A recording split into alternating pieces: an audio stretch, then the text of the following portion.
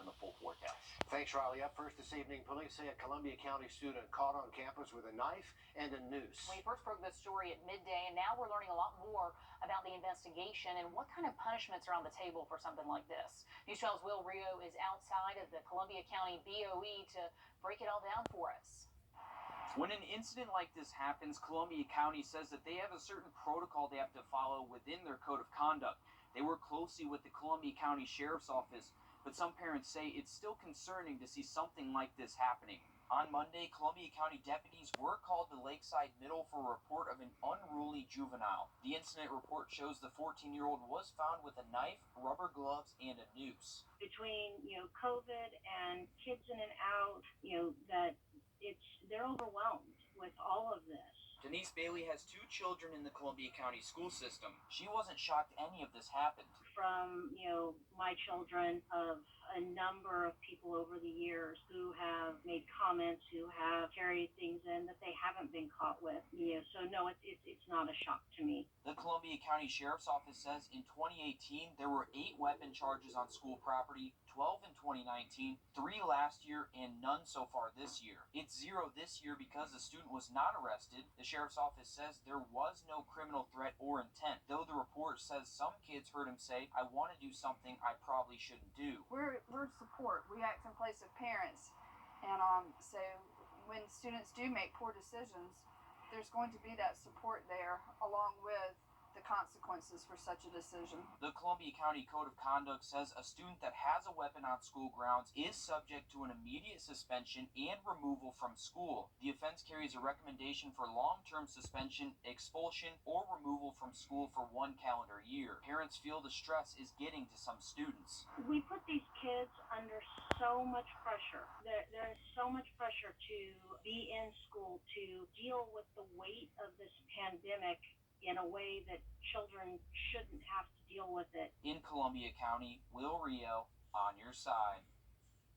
The student in mind here does not have a criminal record with the Columbia County Sheriff's Office or any known mental health issues. And we did see something similar earlier this month in Richmond County. The Sheriff's Office says in that case, a 17-year-old student at Westside High School was caught with a pocket knife on campus back on March 1st. That student was arrested and booked into the county jail on a charge of possession of a weapon on school grounds. Also out of Columbia County schools, we're learning more about a student's racially insensitive proposal making its rounds on social media. The district confirms the student attends Evans High and they're addressing the situation as a disciplinary matter. In a Facebook post from Principal Michael Johnson, he says the school does not tolerate racist comments or offensive behavior, and any student who violates the code of conduct could face up to 10 days suspension, loss of extracurricular activities, and the school district could not tell us what the consequences the student faced as it's protected under law. But coming up on News 12 at 11 o'clock, we're going to take a closer look at the situation, and we're going to hear from people who say they want to see something change. Developing tonight, we're just getting these pictures into our newsroom of the Edgefield man found shot dead last night along I-20 in Lexington County. This is 21-year-old Torian Ori, and he was a father to the little girl you see here in all these pictures. His family says his daughter was his whole world, and he was always smiling, they say, always in good spirits. Investigators say Ori died from multiple gunshot wounds, and so far no details have been released about any suspects. To coronavirus coverage now, starting with a look at the latest case numbers across the 2-state. In South Carolina, just 436 new cases reported today. Cases have been trending downward for several weeks now. Just 2 months ago in January, case numbers were as high as 6,000 a day. In Georgia, 912 new cases reported today. That's down about 9,000 since our last spike in January. At its peak on January 8th, Georgia reported more than 10,300 cases. So definitely heading in the right direction. And we know cases are down with the help of the vaccine, but another factor could be fewer people getting the test. AU Health tells us lately their COVID testing site, that mass testing site, is hardly used at all. That's where we find News 12's Brady Tracknell live for us. So Brady, you've been covering this, you've been reporting on these testing sites from the beginning. What do you see? Well, Laura, I remember being here when the lines were wrapped around the building and out onto 15th Street. But as you can see, things have clearly changed for the better. From the peak to now, each week we see a decline. the lines are gone. The last time we probably saw a line at the annex was probably mid-February. Brittany Wilkinson with AU Health says once 11:30 hits, cars trickle through the rest of the day. Last week, they tested around 900 people. They used to do that in one day. But the site is still open 6 days a week for now.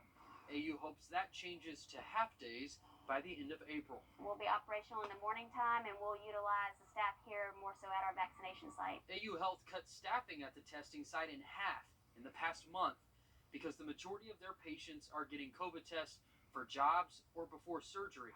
MedNow is cutting back too. They took down their 10 at their overflow testing area on Washington Road, and they're doing 700 swabs a week. Now that it's about 700, that's down significantly. We were doing as many as 3,000 a week at our office locations. But Dr. Mark Newton says they expect to see those numbers rise because of thousands getting tested for the Masters tournament. After that, our local hospitals are hoping to never go back to those long lines. It is incredibly encouraging. It happened a lot quicker than what we were expecting. And today was the last day for AU Health's testing site in Grovetown for pediatric patients. They're closing that one down, and here's even better news. The overall testing positivity rate is down to 5%. That is good news, Brady. Thanks for sharing that with us. And tonight, our I-team is putting COVID-19 up against the flu to see which is more severe by the numbers. Now we have a year's worth of data to really drill down. We're going to break that down for you in the next 10 minutes. Starting tomorrow, all Georgians 16 and older will be able to sign up for a COVID vaccine. Governor Kemp just expanding the state's rollout again yesterday. In South Carolina, DHEC officials say today it's still too early to expand eligibility again there. But for now, the Palmetto State will stay in phase 1B, vaccinating those 55 years old and older. With the rollout ramping up, so are vaccination clinics. We had 3 different clinics today, just on the South Carolina side alone. One at Aiken Tech, one at USC Aiken, another at North Augusta High School. If you want to get vaccinated, there are multiple clinics happening in the area tomorrow. On the Georgia side, AU Health still has appointments available at its Washington Square site. That's going on from 8:30 in the morning until 4:30 in the afternoon. In South Carolina, North Augusta Pediatrics hosting a daily clinic, and Bamberg Family Practice administering doses every Thursday from 2 until 5. For details on how to sign up, head to the website or the WRDW app. There's a clinic roundup posted right there on our homepage. Over the last year, we've seen a push for police reform nationwide and here at home. There's one local sheriff in particular pleading with state officials for change. News 12's Nick Proto is live for us here in the studio with what steps local law enforcement are taking to make a difference. Burke County Sheriff Alfonso Williams says we shouldn't need to rely on movements to do what he says is the right thing. Now he's encouraging law enforcement agencies across the country to make changes. We're allowing movements to dictate police policy. And it's only because we won't do it. As the nation pushes for police reform, Sheriff Williams is pushing education. We want to stop people from dying unjustly at the hands of the police. Give them more education. College degrees aren't required for Burke, Richmond, or Columbia County, but Sheriff Williams says when giving promotions, degrees play a big role. In Columbia County, deputies only need a high school diploma or a GED to get hired, but once in the department, they have to get an associate's degree in a reasonable amount of time. Sheriff Williams is also pushing transparency, starting with body cameras. Every agency across this nation needs to require body cameras. Burke County requires body cams for deputies. Columbia County does not. Richmond County requires the cameras to be recording at all times, but not necessarily worn. Following George Floyd's death in May of last year, Sheriff Williams wrote a letter to Governor Kemp asking to make body cameras mandatory for all agencies. Why should we wait on Black Lives Matter or any other group to tell us we need to put a camera on every officer? It's a no-brainer. I asked our local departments if they've made any changes since the nationwide protest started. Richmond County added a crisis intervention team in November to better prepare for mental health crises. Burke and Columbia counties did not have any notable policy changes in the last year. Nick, thanks very much. Richmond County parents, you have one more chance to weigh in on how rezoning could impact your child. This afternoon, the school board held the first of two hearings about planned rezoning efforts. They laid out plans to rezone some kids from Murphy Middle over to Richmond Hill K through 8 and some Diamond Lake students to Willis Foreman Elementary. The deal is not a done deal yet. We'll be watching this. The last chance to weigh in, though, is a week from today. A public hearing is at 6 o'clock. It's virtual. We're going to post a link and a phone number if you want to weigh in. Just search Rezoning 2021. The school board will take the vote on this coming up in April. Still to come here, student athletes in South Carolina may soon be able to be paid. A closer look at the bill to make that happen when we come back. Riley. We are keeping an eye on the potential for seen on TV sales events. Right now, college athletes in South Carolina cannot be paid for Instagram posts or ads or even their autographs, but that could soon change. A bill that would allow athletes to make money off of their name, their image, and their likeness passed a key hurdle in the State House today. State House reporter Adam Mincer has been talking to coaches, players, and lawmakers. Clemson and the University of South Carolina don't always agree. Go Tigers. But the school's athletics directors both want their players to be able to be paid to promote products or receive sponsorships. We all know that very few of our student athletes are going to be professional in the sport that they play. So now they have a chance to get into the real world aspect of maximizing what this name, image, and likeness can really do for them. This would be a legitimate compensation for student athletes' NIL activities and not an inducement to attend a certain school or for on-field performance. And lawmakers from both sides agree. And when a high school kid can become a YouTube influencer and make $500,000 a year, things have changed. People need to realize is that college athletics is no longer amateur. We're paying coaches, in the case of Clemson, almost $9 million a year. That salary rivals a corporate CEO. And they all say this won't only help the players, but it'll help keep these schools competitive. We just want to make sure that we have the ability to be on the same ground as some of the other states to offer our student athletes the best opportunities. Former University of South Carolina football player Tim Pops Frisbee says as a veteran and an older walk-on, this bill would have benefited him. But still, he has some concerns. Because it can affect the team if it goes down the wrong path.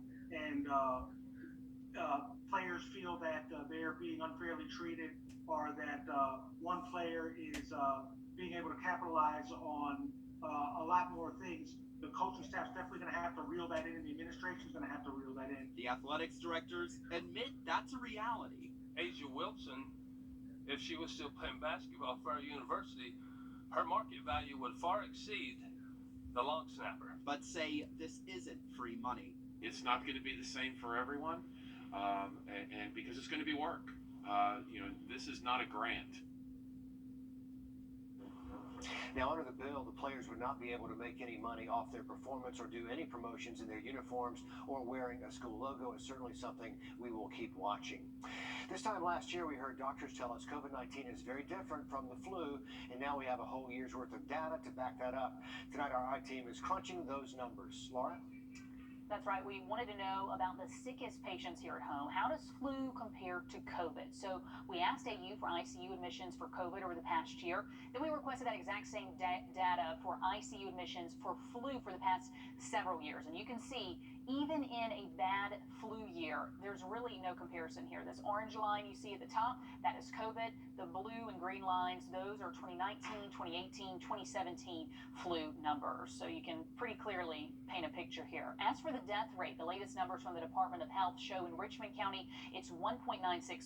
So that's nearly 2% of confirmed cases ending in death. Nationally, it's a little lower at 1.81%. But you compare that to the national average for flu from the 2018 flu season at 0.096%. So nearly half of that of COVID. And we aren't saying the flu is not serious. That is not the case. Those numbers are with vaccines available. But Dr. Kuhl with AU Health says the long-term complications they're seeing from COVID are a new frontier.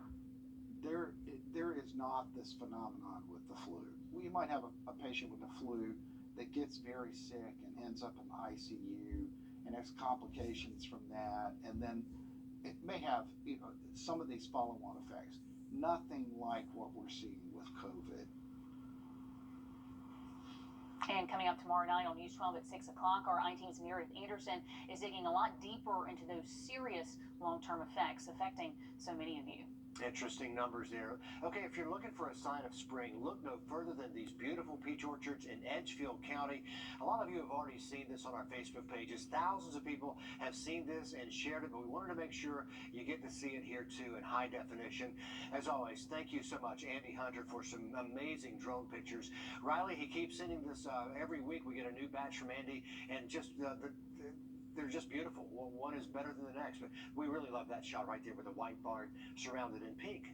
Oh, it is beautiful, and Andy always sends us fantastic images. Definitely get excited every time I see him pop up in the inbox, because you know some good pictures are going to be in there. So thank you, Andy. Closer to average as we head into early next week. Okay, Riley, thanks. One local organization helping veterans get the job they want. For the first time in a year, Forces United was finally able to hold a career boot camp yesterday. News 12's Tradisha Woodard shows us how it's helping vets get back on their feet.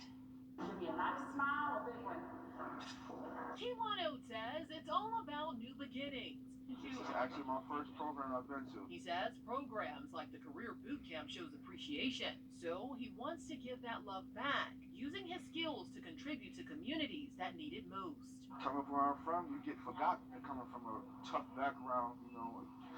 One slip could knock you off your course of your goals and your dreams. He says that's why he's trying something new and seeking new opportunities in hopes of helping others in need through fitness. Better in the self more than the body. People go in the gym and think it's just body, but it's more mental than anything. You know, teaching at-risk kids and gang members and people coming home from prison. Forces United says that's why they're working with veterans and military spouses one-on-one, helping them network and learn the necessary skills they need to get the job they want. We're hoping that turnout is going to be much better, and they're going to see more results with that. Providing veterans like Odes the chance to make a difference. Sometimes you have an influence. And the resources to lead by example. It's time to change the influence for better.